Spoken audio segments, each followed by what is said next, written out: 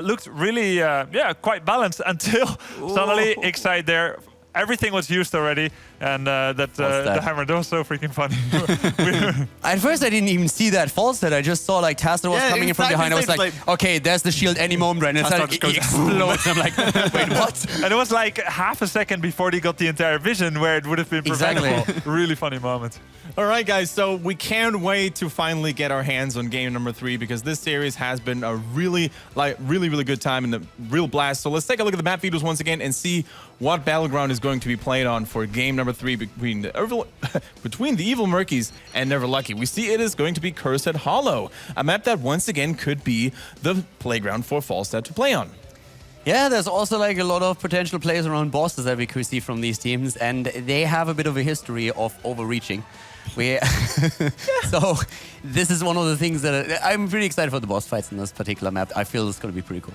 Grubby, take us through Cursed Hollow and explain to us what is very special about this map and what people should actually pay attention to. Until Infernal Shrines came, Cursed Hollow was one of the most beloved map, maybe the #1. Perhaps it moved down to #2 or 3 or so, but this is a pretty cool map. You've got the bosses, 2 bosses in fact, the only battleground with 2 bosses.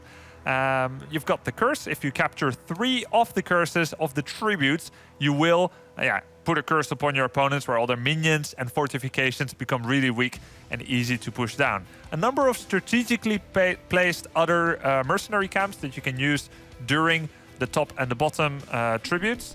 Now, one thing about this map, you'd never know exactly where the tribute is going to come until the 3rd tribute of a sequence. There's a kind of sequence. There is a decent amount of predictability where it can come. Something with columns and rows, which I won't bore you with, but there is a bit of RNG which can sometimes favor one or the other team. So you have to make various kinds of provisions for where it might spawn. So in Cursed Hollow in particular, we have to highlight the amount of decisions that can be made. I mean, once again, there are bosses, there are tributes, and the ability to maybe push for the enemy base in the late game. Tetra, what do you think, which objectives or which calls gain a lot of momentum and a lot of significance in the later stages of the game? In the later stages of the game, it's definitely when is it okay to try and push a keep, when is it okay to try and go for a boss. But a lot of the play will be around when can we pick people off, because the map is huge. Right. It's very difficult to get somewhere and protect someone who has been caught out. So a lot of the situations are if someone gets caught out, then that's fine. Or if there's a big team fight in the bot lane, there could be mercenaries pushing in the top lane. It's very much controlling as much of the map as possible, as just all the time, basically. Mm-hmm. Yeah, one of the cool features as well is that the top and the bottom lane are fairly safe.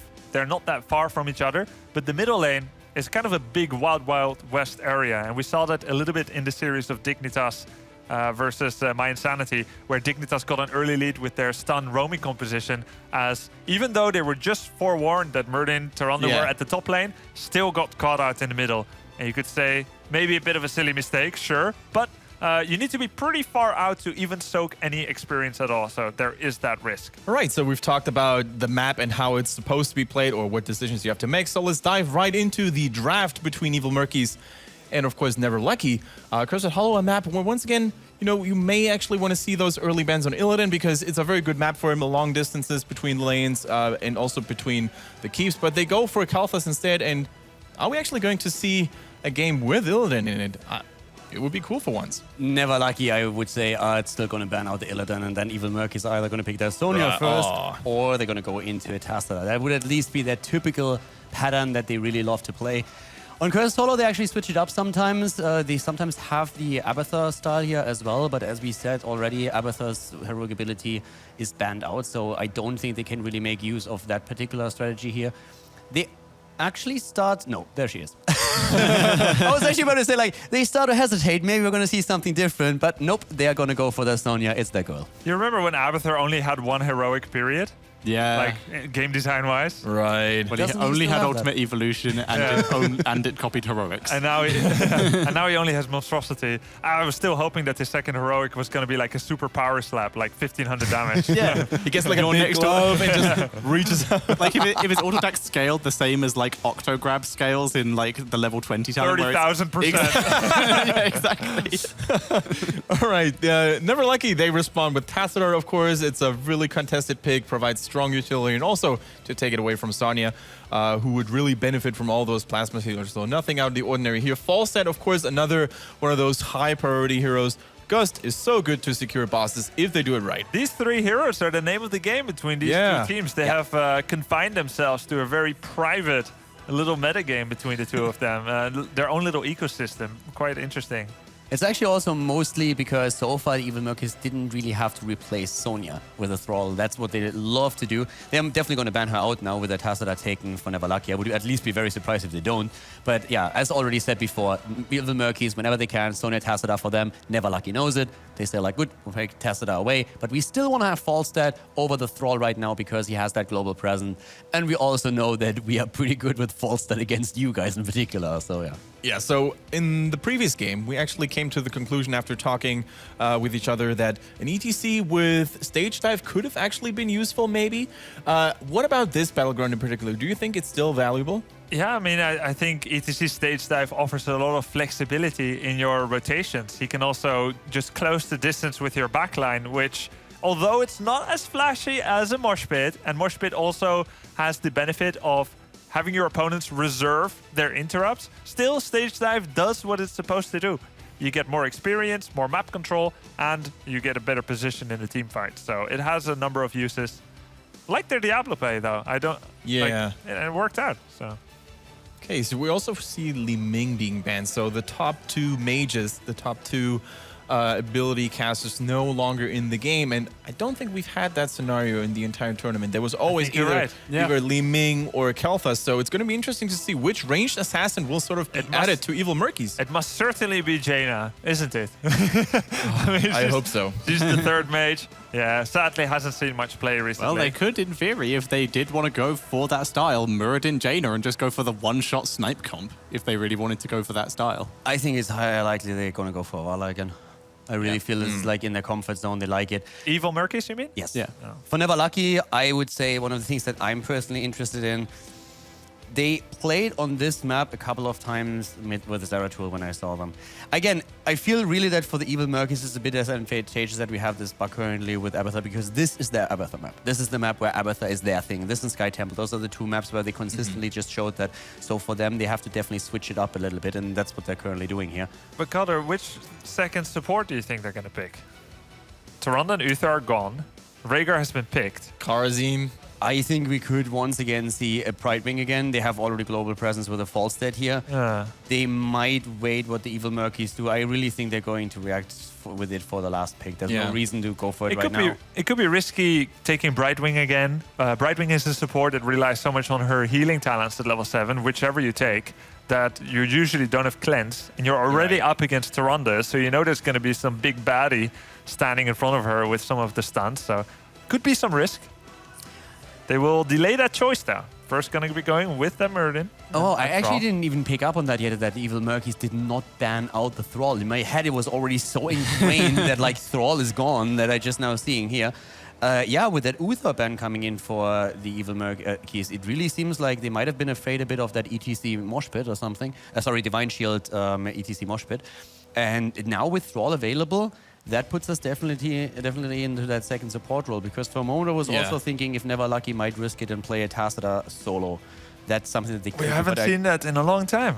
I have seen it between those two teams, as I said. Yeah, it's the kind of thing they do. We haven't seen it offline. I have seen it in online tournaments. Sure. Not a lot though. Like it's very, very rare. But between those two teams, they occasionally risk something like that. But I also wouldn't really recommend it. But then if you look at it, Thrall is self-sustained. Muradin has a lot of self-sustain. Yeah. So if you play it, you could play it here. And I think they leave the option open. I don't think it's something where they say it's going to be great. But if they now see something on the side of the Evil Murkies where they say, listen, we need a bit more damage here, we need a bit more utility, they could. In theory, they could still go with Abathur. I mean, you don't. You can most trust it. Yeah, probably not. But right now they do need a tank, basically, and they're against some very heavy CC here, so maybe Johanna, maybe Diablo again. It worked for them last time. Yeah, I mean, he was comfortable with it. You bent the rules a little bit. That's the second support right there. Like, now you need the cleanse. Now you can't argue around it anymore, and it's probably a Karazim. Yeah, Karazim. Cleanse on I mean, who else is there? Brightwing, but she can't really afford to take it. Lieutenant Morales, we haven't seen her at all. Furion, you could go for him. Herbal Cleanse. Well, they do it. There it is. Okay, so as I said before, I could have seen them play the Zeratul. I didn't think they would do it after they picked Thrall. Thrall was for me the moment where I said, okay, now it's not going to be Zeratul anymore. Then I saw the Diablo and I was like, this is definitely not going to be Zeratul anymore because now they need a cleanse. They disagree. Now they have Cleave instead of Cleanse. Starts with the C as well. Yeah, So you're halfway there. So So we see here currently two very different approaches. A Tassadar solo support against a double support. One team very aggressive with a Zeratul, the other one not so much. Who do you actually think got the better idea and got the better deal of it? So I have to say that when it comes to the drafts, I was pretty much spot on. I have like 100% win ratio in not getting the outcome right. So Is it actually 100%? in this series, yes. The other series was like 100% correct, but this series, like, while the drafts were still going roughly the way that I thought they would, the games themselves then just like turn it on the head immediately. I feel like everything is on the Evil Murkies right now because they see that composition, they have everything they need to win. This is basically them, are we going to screw up? Are we going to get picked off the map by that Zeratul Thrall? I mean, there's a lot of damage potential that we're having now for Never Lucky. For sure. But if the Evil Murkies play their comp right, they should have, in my personal opinion, 100% win here. I feel against no cleanse with this much CC and stun that they have right now, they can make these plays happen and they can win that game. But they have to be careful and not overextend because if they do, they're going to get punished into the ground. Right? Do you agree, Tetcher? Well, I'm currently 1-3 in terms of predictions, but I love a wild card, but I can't give a solo support task this because I'm struggling to see where they're going to get value out of the Zeratul other than separating and dividing and conquering, basically. I think that the Evil Murkies have the potential to play around that, so I've got to give it to the Murkies for this one. Zeratul used to be a terror that would break all the game's rules. And even when the opponent has a fantastic draft, he would just say, you can only use half of your heroes during the time of the fight that matters. But I think people are starting to learn to play a little bit against him. To actually clump up with like 4 people while Diablo Shadow charges alone forward is becoming exceedingly rare. So I don't see any particularly squishy targets because there's double support. So I think Evil Murkies could take this all the way back from a 0-1 deficit and close it out 2-1. Yeah, same for me. I don't think the Tassadar solo support is going to be enough to sustain them all. Also, as you mentioned, Grubby, so many people have learned how to play against Zeratul. They do have the double support to protect themselves against that single target burst damage. I also think that Evil Murky is actually going to take that win and do the reverse sweep, which we really need, actually. But enough of the chit-chat. Let's actually go straight into the matter. Game number 3 between Evil Murkies and Never Lucky Guys. Kaldor and Tetcher, once again, take it away.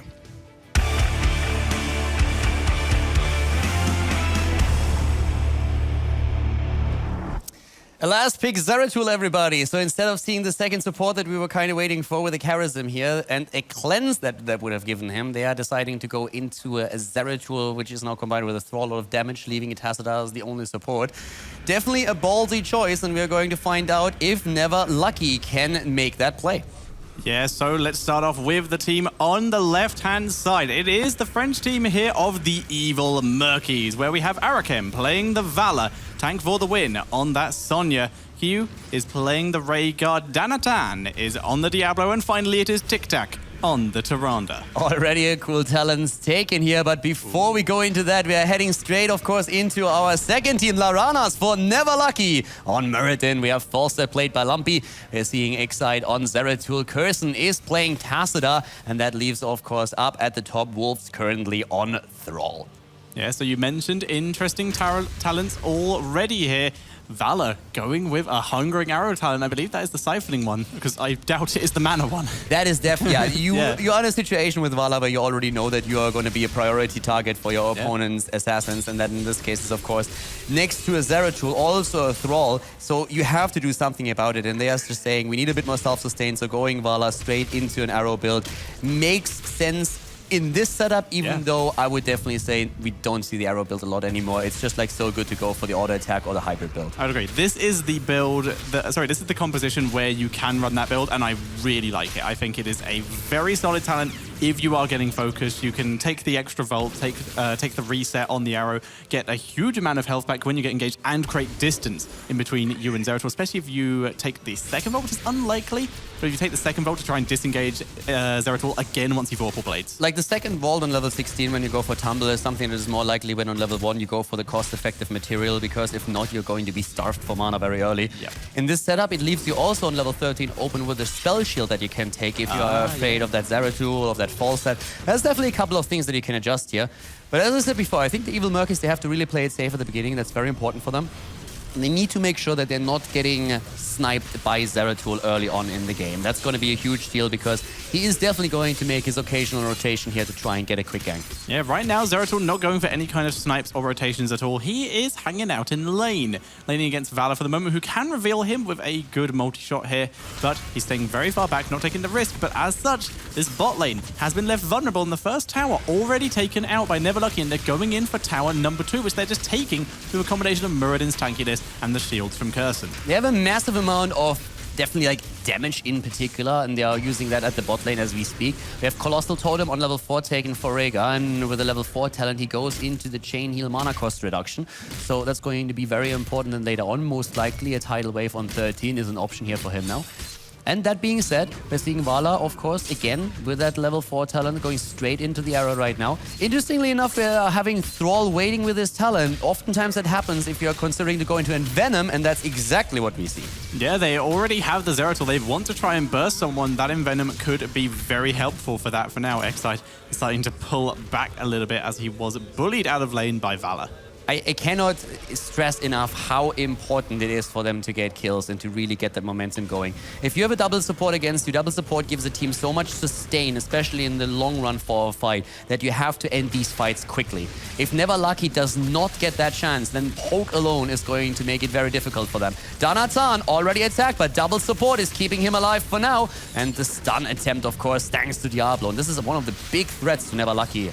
Yeah, Neverlucky going for a denial strategy here. They're trying to delay the objective as long as possible. They have now given it up, but while they were doing that, they were soaking mid and bot a little bit more than Evil Murkies, as they sent everyone up because they wanted control of that objective. I like how Kirsten is currently putting pressure onto the bot lane. That extra experience is really doing well for them. They have a half-level lead already, and it's something that we've seen in this series consistently, that when it comes to just simple rotations on the map and on the lanes, Neverlucky is strong. They did the same thing also in Infernal Shrines, and right now they're getting value out of it, but the top push is still pretty decent thanks to those 2 Siege Giants that are still active. Yeah, and Wolf on next side having a little bit of trouble moving in here due to the very high burst potential we get due to that Hungering Arrow build. It does actually give you a little bit of single target burst if you can drop all of your talents onto one hero. Yeah, if you're in a one-on-one situation, that is a great build for you. That's always nice, which is one of the reasons why we saw it when it was very popular, especially on maps like Dragonshire, since you oftentimes end up in a one situation against the melee assassin, for example. Right now, though, we have both of the teams on level 7, still at slightly in experience for Neverlucky. And we have up at the top lane Zeratul facing Vala here. So far, no kills in this game. No real attempt to really go for a quick gank anywhere. So both of the teams just waiting for the tributes and trying to play the objective now. Yeah, Neverlucky finding their XP in different areas here, thanks to that bottom lane push, for example, is where they found a lot of their XP. This is a very important tribute for Evil Murkies, though. They need to take control of this, keep the snowball going, basically, before Neverlucky start getting kills. But they have a lot more heroes here this time. Yeah, so right now we're actually seeing the tribute being fought and already zoned. But right now, the kill maybe against Muradin, not quite. Laranas jumps out and is able to get away here. So far, so good. Lump here, of course, again at the bot lane. They are really good at doing this, getting the split spoke experience. It works in their favor, of course, that also the tribute spawns at the top, whereas the Siege Giants are pushing the bot lane. Yeah, we do see the Falstad has been soaking the bot lane, like you said, with those Siege Giants. Araken, drop was engaged on by Zeratul there, going for the first kill, but he was able to vault out. Now Kirsten, though, drop low, but he's still going in with Laranas and Lampy there. But no one from Evil Murkies is hanging around long enough to get caught out of position. The level 10 is going to be a pretty big problem here on the side of the blue team because they're really in a situation where at this point it's already a lot of control that we are seeing in the hands of Never Lucky. If that level 10 comes into play then as well, that's just going to increase and that opens up the bosses to be taken. And the experience lead is so big that they're actually in a spot where they can really maybe even take both of them. They can take a first one, put the pressure onto the top lane and then rotate down. So the map control for Never Lucky is insane right now. Considering the setups that we are seeing here, it's pretty impressive what they are able to make with this draft. But just keep in mind that in the late game, the heal potential that we have for the blue team is going to be huge. So they have to play it safe, and then they're definitely going to get their chances. Yeah, it's going to be pretty insane they can do this. And we just saw there, even with the owl spotting this boss, there is nothing that Evil Murkies can do because of this map control that Never Lucky have. So instead, Evil Murkies splitting up into lanes, getting XP, and that tribute could not be in a more annoying place for the Evil Murkies. They want that curse, but it's miles away, and they have a boss to deal with. I actually think it's kind of funny how strong, like in this case, okay, so let's talk about that maybe first. We have 2 tributes taken against 0. And one of the reasons why we see that experience lead on the side of Never Lucky is, of course, also because to a certain extent, the Evil Murkies allowed it to happen. They said the tributes are so important for us that we're okay giving up experience to make sure that we get the first tributes. As long as that happens, we can give the later tributes up when our opponent has level 10 and we don't. So that was a calculated play there. But so far, we haven't really seen any big fights. This is the first time, really. Falstad, on the other hand, falls first at the top in the middle now. Q is about to die, but he goes to the well in time. Here comes the Apocalypse. They're trying to get another kill. Bam! Down goes Thrall. Double kill for the Evil Murkies, and they're looking at kill number 3 against Laranas. Oh, this is exactly the play that they needed, and this is the problem when you're not running a cleanse. Yeah, and they get 3 kills actually, picking off Tassadar as well. Dimensional Shift not able to be popped thanks to being CC'd. And that is very nice. Like you said, no cleanse. You can't really deal with that Apocalypse. And this time, though, the Evil Murkies will take that boss with the advantage that they just got. And that's finally going to take a little bit of pressure off that bot lane that's been pushing basically this entire game. Really important is once again, and I want to reiterate on that, they gave up they took the tributes, they gave up experience, were safe on the objective, and they played extremely defensive because of it. But that was exactly what they needed. Where's the cleanse? Oh, so close. He went for it. Wow, the cleanse did not land. Steal is there, and that is, of course, horrible right now. Lumpy flies in and gets it. They even keep Mirrodin alive. Usually what you try to do in this situation is you cleanse a hero that is on the shrine so that is not affected by the Mighty Gust, and then you can still secure it. They saw the fly on Falstad, or at least they should have, and in this case, it is still... they actually secure it here, but that was a close call. It was so close. He got pushed off the point. Just as he captured it. It was almost instant. Danatan, though, able to pick up the tribute as well. Curse, boss, Murkies getting a good load of momentum here. I got even a bit carried away there when I saw that Mighty Gust happen. I know, I was really excited too. Because I was waiting for the cleanse to happen, and it didn't happen, and then for a moment blanked there. So yeah, boss taken, curse, as you said. I mean, you said it best right now. They have everything going for them at this point. Yeah, and that, not only did they have everything go for them, they're going to continue to, thanks to the level 13 about to be hit for the Evil Murkies here, which is going to give them another little power spike as long as no one gets picked off it. However, they aren't getting as much push as it looks like they would like out of this. They were able to get top 4 a bit earlier, but they can't really do much else. They have everyone in the mid lane. They're just committing to that. This fort will likely go down, but only 2 forts. I say only 2 forts. 2 forts is wonderful here, but they would have wanted a bit more. So it looks like they may hang around here a bit due to them having 20 seconds left to go for a kill, or they will rotate bot and try and get stuff there. This is extremely bad right now for Never Lucky. First of all, we're having Vala even giving up the spell shield in favor of additional damage against Mirrodin because she even says she doesn't need it. She already has enough sustain thanks to the double heal. As expected, the tidal wave combining now, of course, the synergy with the level 4 talent that we see on Rhaegar with the mana cost reduction on it. But this is exactly what was not supposed to happen for Never Lucky. They needed to make their plays at the beginning. Right now, the sustain is getting out of his hand. And it's incredibly difficult for them to get their kills at this point. Yeah, they want their kills, though. Good Void Prism on 2 heroes here. And they're trying to get onto Mirrodin right now. He is the focus, dropping it. The Starfall is quite nice here, but so far not able to get anyone. Nice Mighty Gust, but that allows them to surround Lamperus. An amazing Ancestral Healing there. And Exide completely separated, but he keeps himself alive. Exide gets a great stun here once again. But that was a very cool encounter that we had. That was actually really sweet. First of all, the kill against Vala. And that negates a lot of the damage that the Evil Murkies have. This is one of the heroes that you try to keep alive. So with her dead, Never Lucky thought that they could really make the plays. They cast them into the fort, which itself is actually not a bad idea. The problem is they were already too low. Then they lose Muradin, they nearly lose Zeratul. But yeah, that was actually well executed there.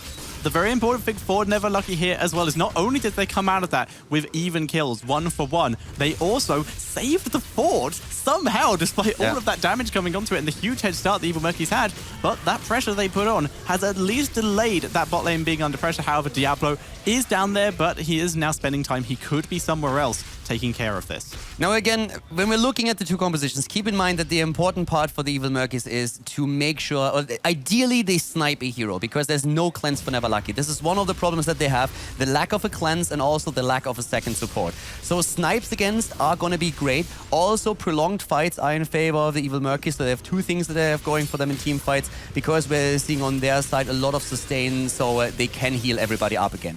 Never Lucky, on the other hand, has massive damage potential. And if they are able to just go into the battle and snipe someone down early, then they are in a great position here. This is what they need to look for. They can't really go into long poke fights because they will always end in favor of Evil Murkies. So this is really a nice dynamic that we have going here as we are heading into the next tribute on the map. Yeah, Never Lucky positioning themselves, except for Falstad, who's really easily within fly range here, so we can join his team up at this top area if he needs to. Owl will deny for starters. Forceful drops to try and prevent the counter engage, but Falstad has arrived, not even using his fly here, so now in theory, he could use it as a kind of engage tool if he really wanted to, flying behind and going for that gust combo. Yeah, so at this point, again, a little bit of poke happening. Keep in mind, the longer the fight lasts, the better it's going to be for the Evil Murkies if they poke here properly. Arcane is already looking for opportunities to put some damage on them. Lumpy is very low, and that is a huge problem. Look at Curson here, too. They can't really heal those guys up, so the longer this lasts, the better. At this point, it is the engage that they're going for. Maybe even a bit too late, but Arcane is trying to survive here. He's moving back. Laranas with a stun. He's about to fall. Great heal here, keeping Vala in play. Wolf with the Envenom, but everybody else is still there fighting for it. Arcane, they need to keep him alive in particular. A zoning stun coming out of Tyrande. Diablo is falling, though. He's going to be back in another 4. Here's the Starfall, but just look at the hit points on the side of Never Lucky. Yeah, Wolves with the beautiful flank with that giant killer he took. Never Lucky have so low health.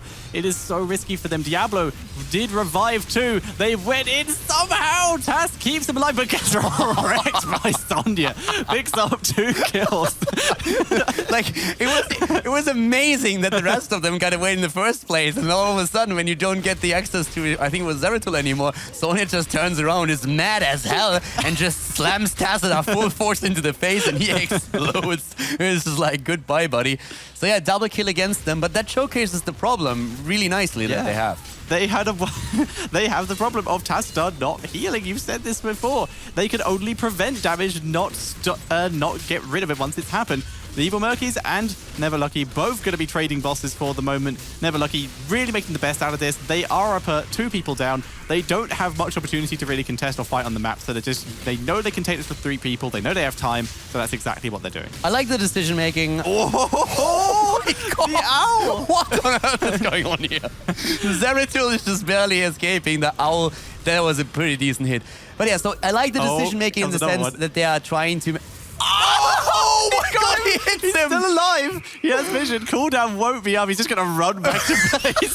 So he doesn't take the risk. Screw that. I'm going to walk it. All right. I get the message. I'm going to walk it. All right, tribute picked up by Murkies. Owl comes out again, not hitting anyone this time. Boss being defended against in the bottom lane. The one in top, taken by Never Lucky, is being left completely alone, but it doesn't have a fort to go through. And the Evil Murkies trying to make the most out of this. Everyone is here for Never Lucky to try and defend, but a nice zoning Starfall, meaning this keep is going to be under serious pressure. The Void Prism, though, catching 3. Although Lampras jumps into the pulse stun, so does Falstad. That gives time for everyone to come out. And here comes that stun combo. Not perfect, but it's enough to take down Falstad. And they get a kill against Thrall. Oh my god, this is going to be game. 3 heroes down, only 2 alive. Void Prison is not ready anymore. The boss is about to die, but there is the GG already. They are going for it. And this is the Evil Murkies going for the game. Game has been called.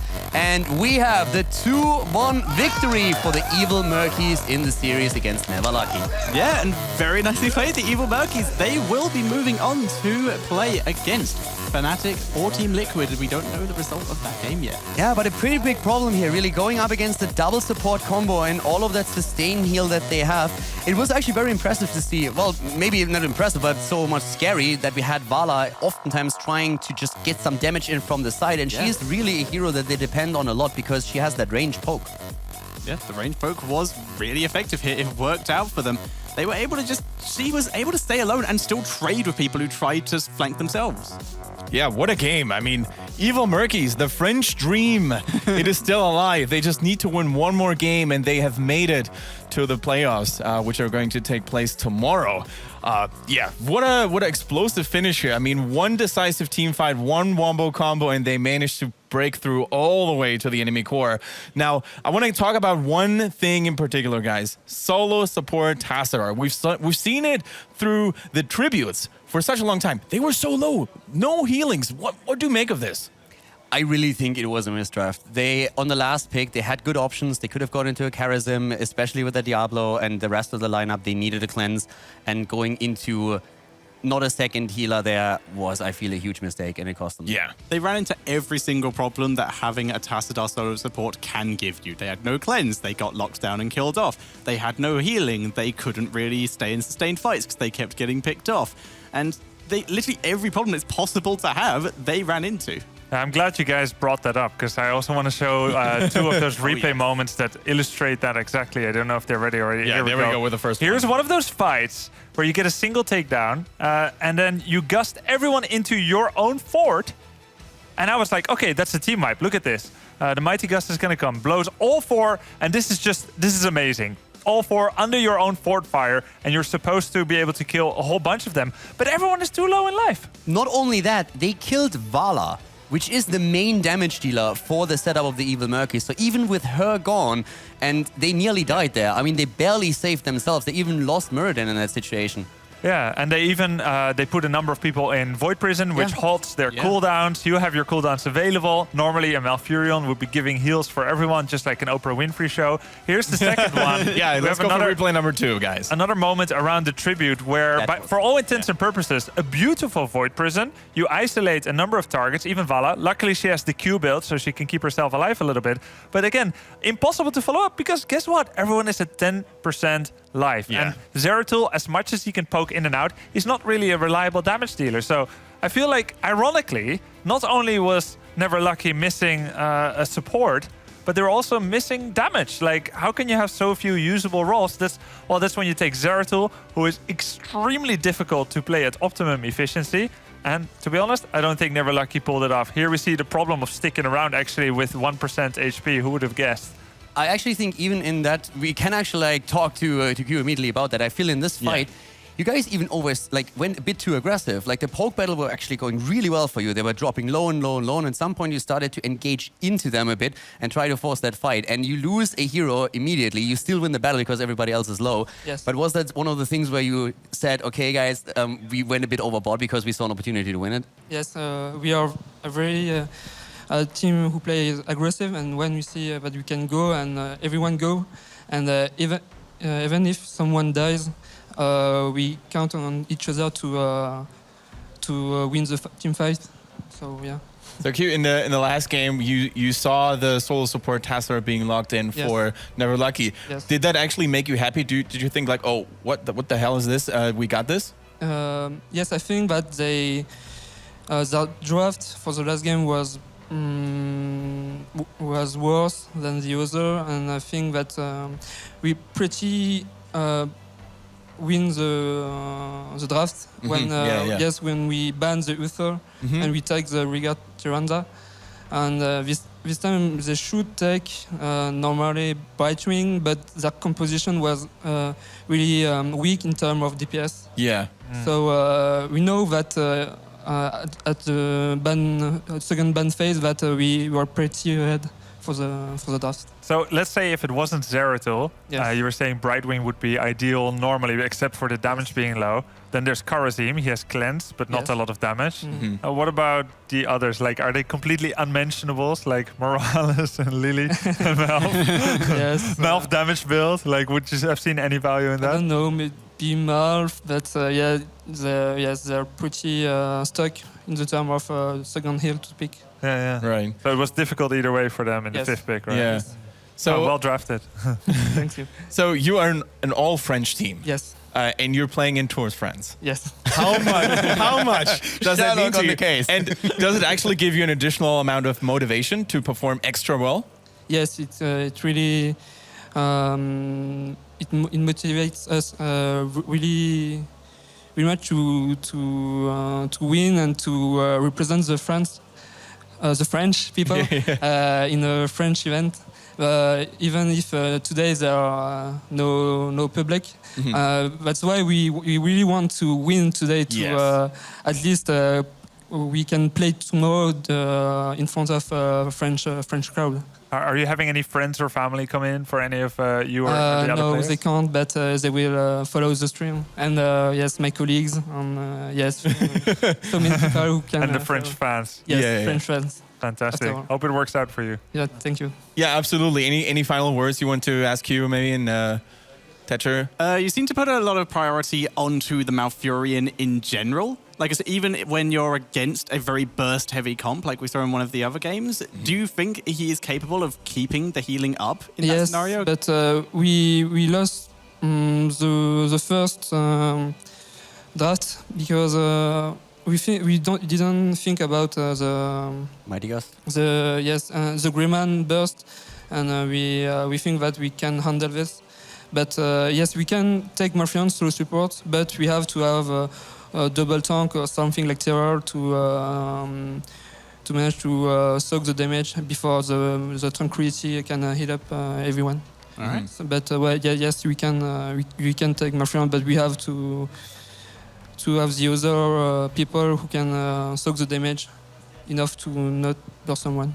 So with Evil Murkies and Never Lucky now being finished, we have actually an update for the entire group situation in Group B. So let's actually take a look at both groups here for a bit and see how things have turned. We see Never Lucky 2 and 4, Fnatic 2 and 0, and Evil Murkies, of course, we see with 2 and 3, Team Liquid 2 to 1. So there's still games being played. Over on the left side, we see Group A, T89.